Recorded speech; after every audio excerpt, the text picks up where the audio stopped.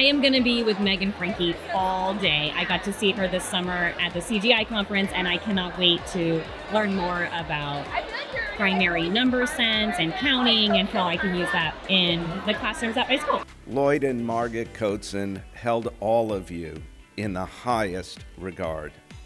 They truly saw the value in your work and always hoped you'd receive the support and recognition you so richly deserve.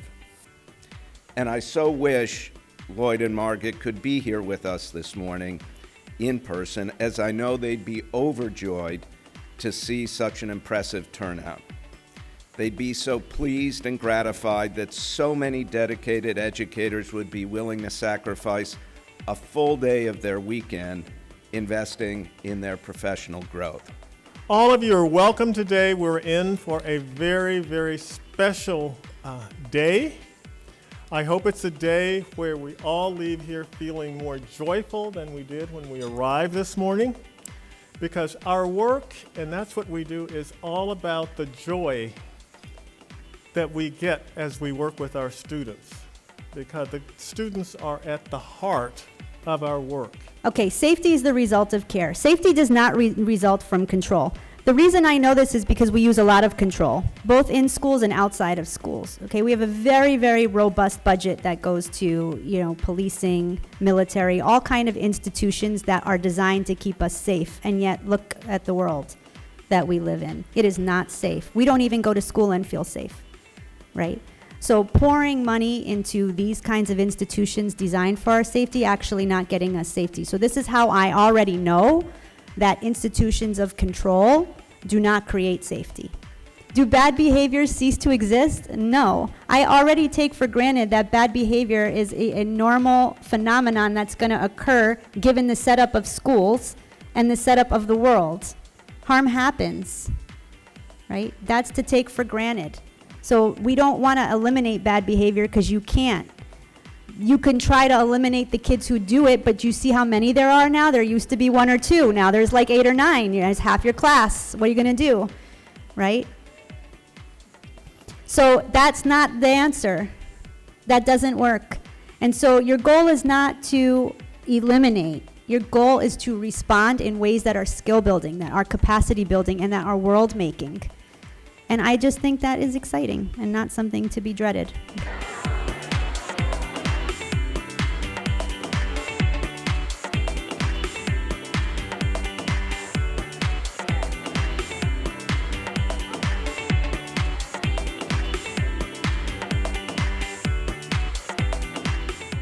And so how do we help kids see a broader perspective about what counts as science? Sandra Harding was doing this work 40 years ago around thinking about gender roles in particular and expanding what counts as science. And I also think in this technological world where there's, what counts as science, when you look at scientific phenomena happening in the real world that have a social dimension to them or a social justice dimension to them, they're not just science, right? It's science, it's literacy, it's your responsibility, it's your commitment to the planet.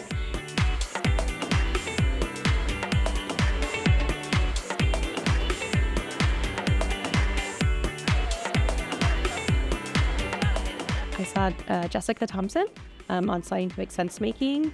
And so I learned a lot about how to involve students as stakeholders in conversations, how to prep them using a cues chart, to see what they want to learn, and using an equitable teaching space for students to share their ideas and listen to one another from different perspectives.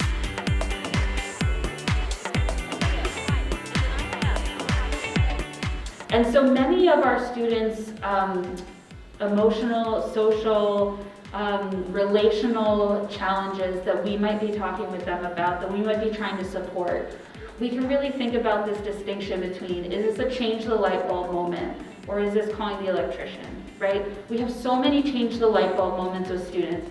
Hey, I got in a fight with my friend on the playground.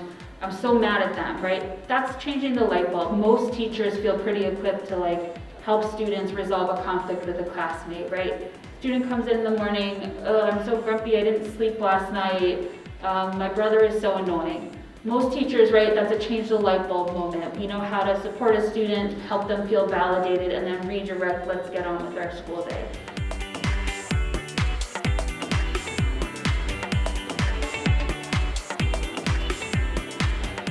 I saw Alex Chavez, that, yeah, I think the way she phrased it on the paperwork was sort of like anti-PBIS, giving out rewards to students because they were not, they were harmful.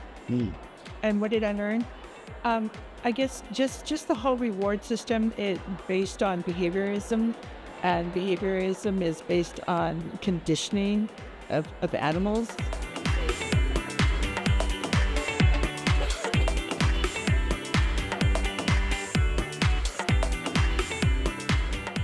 So in looking at this work, a lot of times it's really good to have frameworks.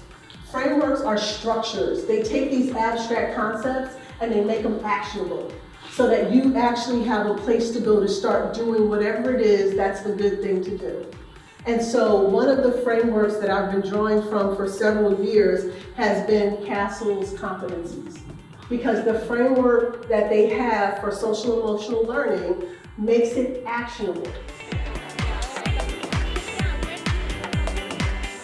I saw Keisha Smith Carrington, and she was amazing. She shared so many great things about the values that we all share, I think, as educators. We got some time to write, which was beautiful, because I enjoy writing. It was a great session.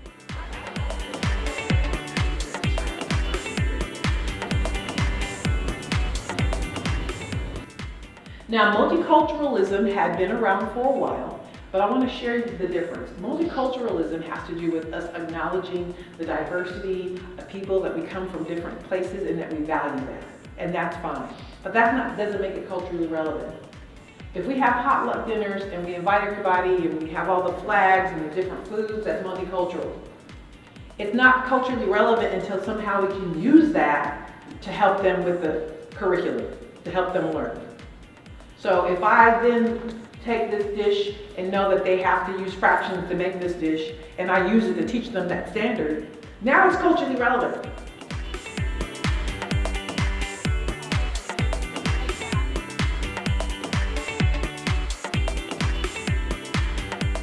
Oh, today I saw Dr. Pamela Seda, and she was talking about equity and for our assessments equitable. And I had some great eye-opening experiences with her. Great strategies to bring back to my classroom to bump up the level from our school.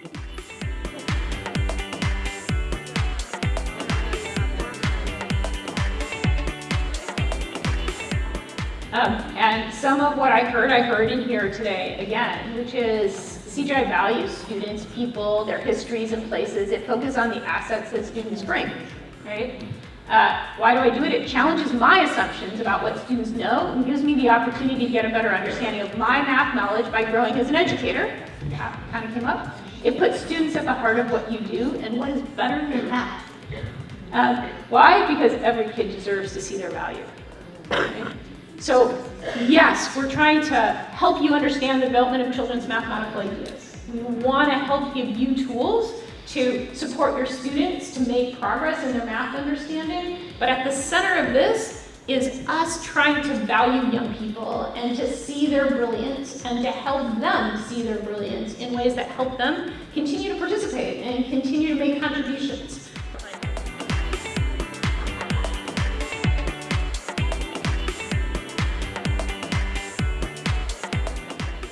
I'm here at Cotsen for the annual conference. I'm really excited to see Dr. Megan Franke. So I just want to grow more as a CGI teacher and just grow in my practice.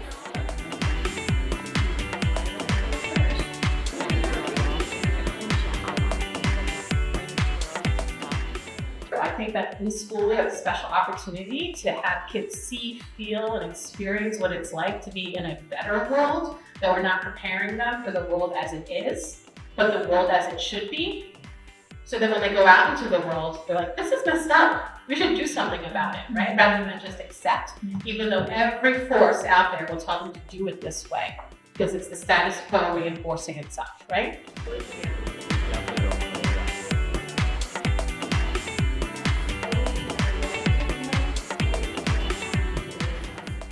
It is my absolute pleasure to introduce today's guest, the incredibly talented Min Lay. The Cotsen Foundation first partnered with Min last year as one of our guests in the virtual author series.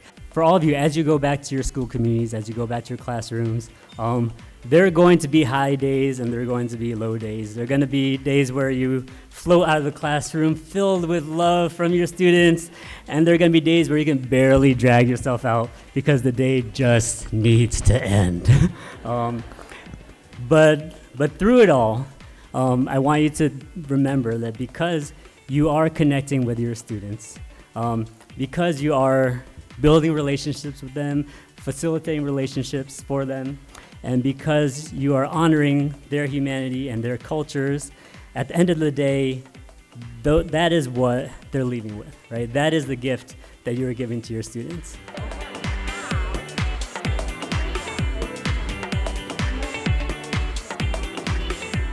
Because it is life-changing and you will be a better human being, not just a better teacher. Just the opportunity to network with others and learn so much about common topics right now that are important in education, but I got to learn more about science and I'm going to head to math, so just the opportunity. Oh, it's mind-blowing. It's life-changing. Thank you, Cotsen. It's amazing. I always look forward every year for these opportunities. Thank you so much for putting this together. We love it, and I hope to keep coming back for many more.